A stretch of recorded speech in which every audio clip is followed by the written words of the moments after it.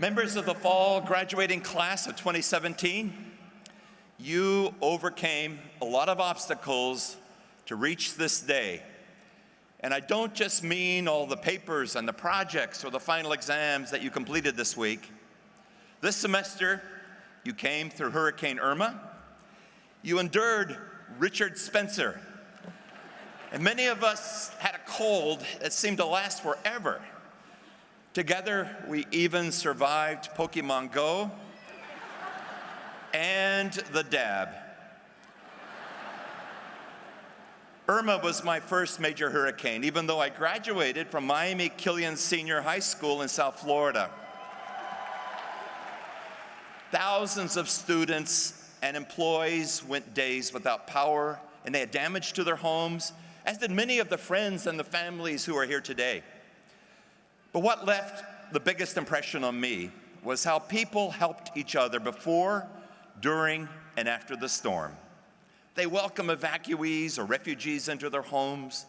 They shared meals with neighbors, and they joined with each other with wheelbarrows and clippers to help clean up. Now, white supremacist Richard Spencer followed Irma to Gainesville in October. And like Irma, no one invited him to UF. His presence generated fear and harm to those that his speech targeted. He and his followers' message of hate and racism was overcome in many powerful and courageous ways in our community. Students from the Lubavitch Chabad Jewish Student Center were on the Plaza of the Americas the very day of his speech, proudly wearing T-shirts and yarmulkes identifying themselves as Jews. The president of the UF Black Student Union, Dwayne Fletcher, was a visible presence in the national media refuting Spencer's message. And messages of love, not hate, were posted or chalked everywhere, even flown in the sky. UF professor Laura Ellis played the anthem, "Lift Every Voice and Sing," on the bells of Century Towers Carillon.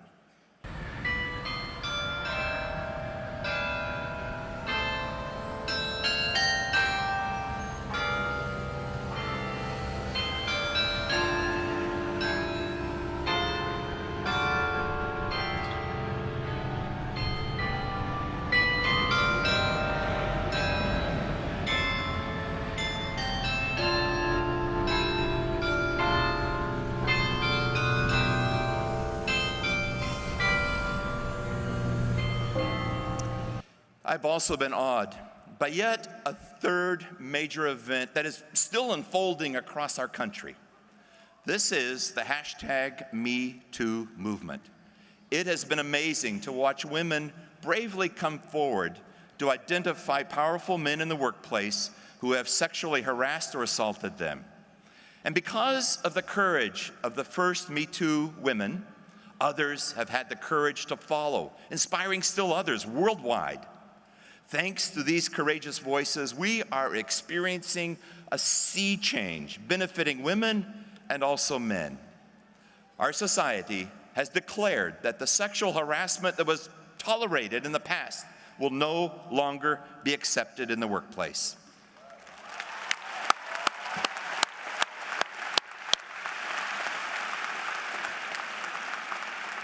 The women of the #MeToo movement, the opposition to Richard Spencer's message of racism, and the many Floridians who helped their neighbors and strangers during Hurricane Irma all have been poignant and timely acts of courage.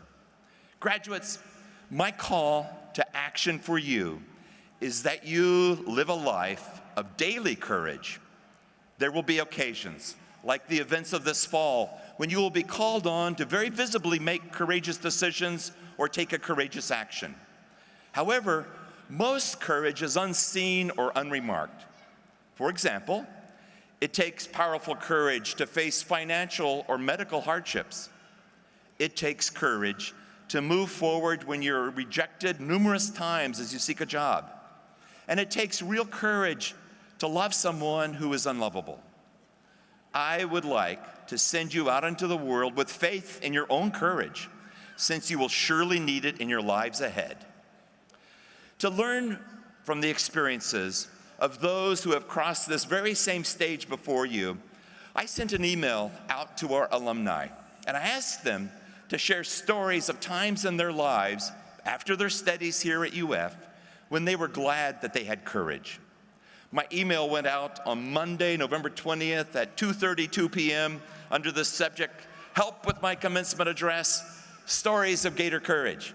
And 5 minutes later, I had 900 responses. Now, those were from alumni who courageously sent me their out-of-office replies. The first reply was from a real person, arrived 13 minutes after my email went out, and I have continued to this day to receive messages of courage. I heard from recent grads, and I heard from graduates from more than 50 years ago. I heard from veterans of the Vietnam War and also veterans of the wars in the Middle East. I heard from lawyers, farmers, business people, citrus growers, doctors, moms and dads, a nun, and a man who said he was a reformed drug dealer. Many thanked me for my email, saying that they were glad to have the chance to think about courage.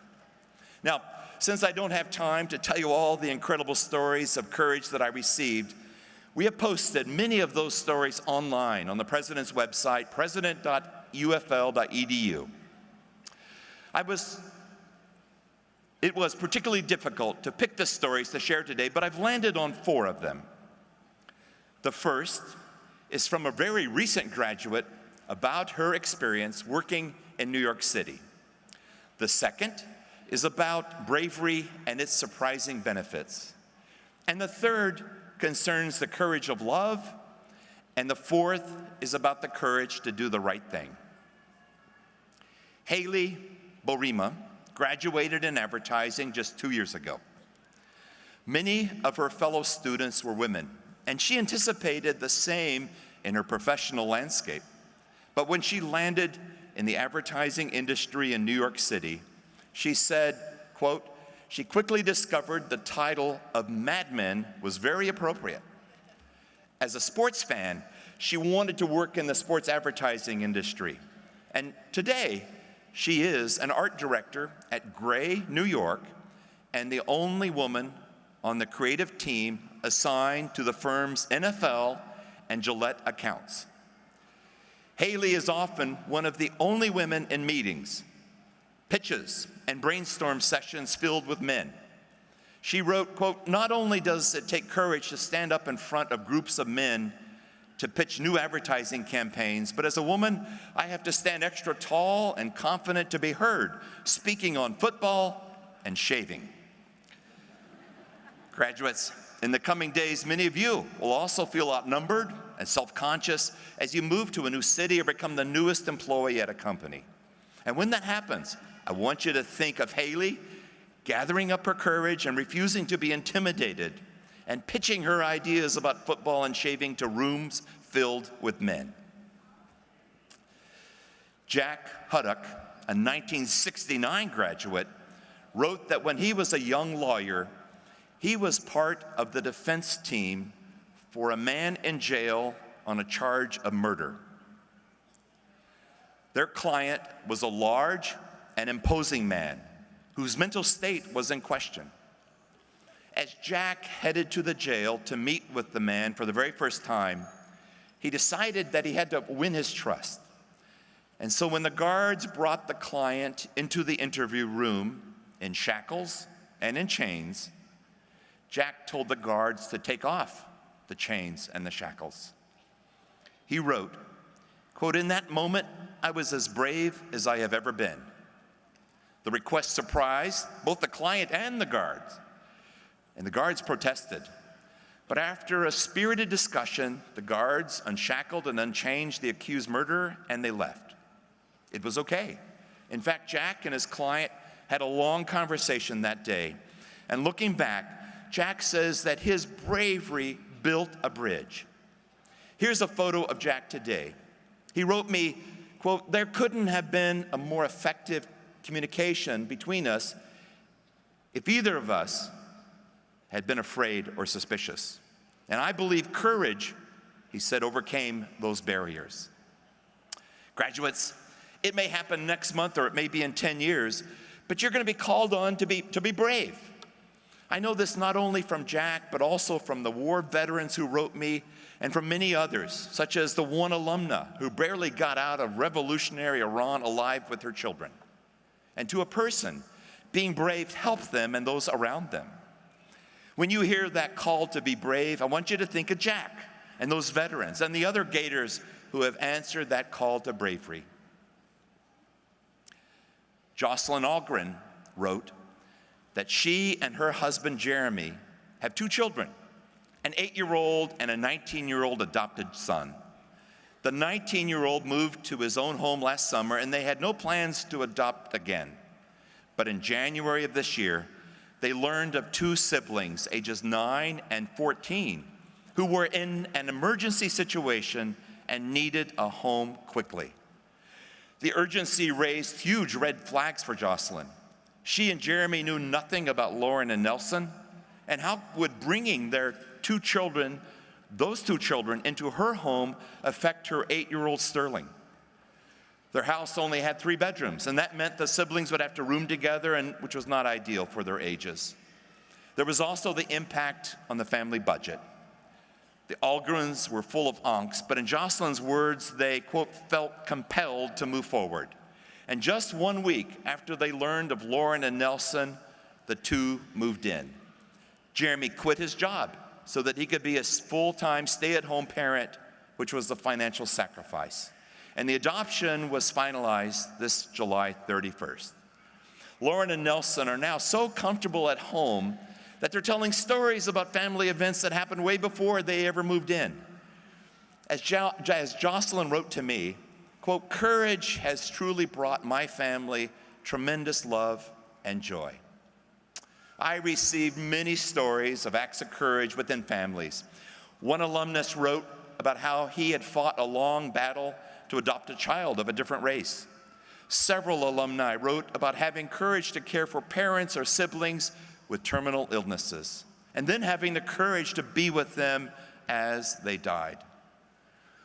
I know we have graduates and family members and friends in the audience who are adopted or who have adopted children, or who have cared for aging or terminal loved ones, and who have taken into their family students or others needing help, or who have shown, quote, the courage to love despite the cost to themselves.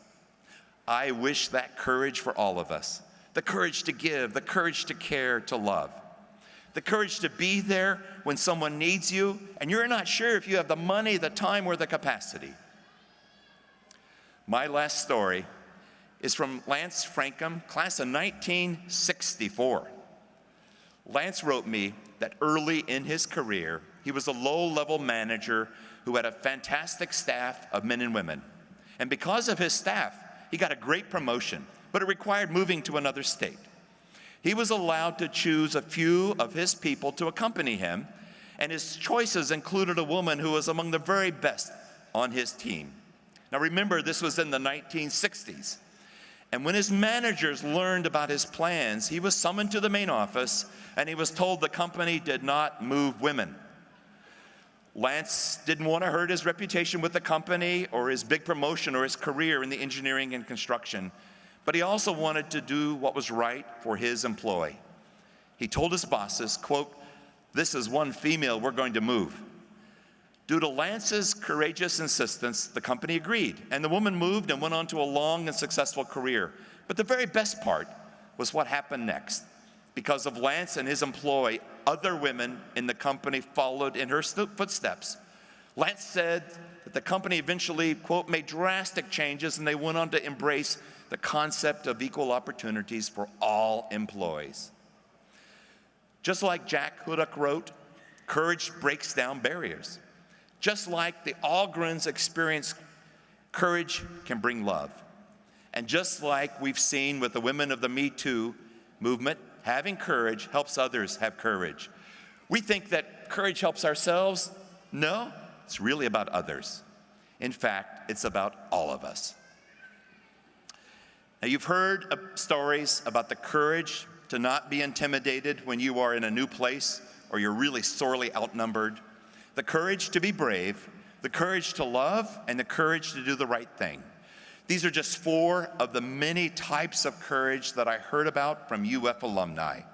Others shared stories about the courage to leave their jobs and start new businesses, the courage to celebrate their personal faith, and the courage to live productive and happy lives despite life-threatening illnesses or being the victims of abuse or violence. Most important, you heard about the courage of living our daily lives, of loving others and sacrificing to make the world a little better. Courage brings clarity. And as Florida's own, Zora Neale Hurston once wrote, "Lying is dodging, but truth is a letter from courage." And so, graduates, I hope that you not only feel inspired by these alumni, but carry their courage with you in your heart. Proclaim your best values through striving to live your lives courageously in your most everyday hours, and also in your once-in-a-lifetime moments. The musician Tom Petty was born and raised right here in Gainesville. We lost Tom Petty to cardiac arrest on Monday, October 2nd. That Saturday, on October 7th, a new tradition was born here at UF in the swamp. Between the 3rd and the 4th quarters of the football game, the strains of the classic Petty song, "I Won't Back Down," began to play. Thousands of Gator fans in the swamp responded by standing and singing Petty's words of courage, and millions watched on social media. Well, I won't back down. No, I won't back down. You can stand me up at the gates of hell, but I won't back down. I invite all of you to join with me in standing, turning on the lights on your smartphones, and singing the words of courage by Tom Petty.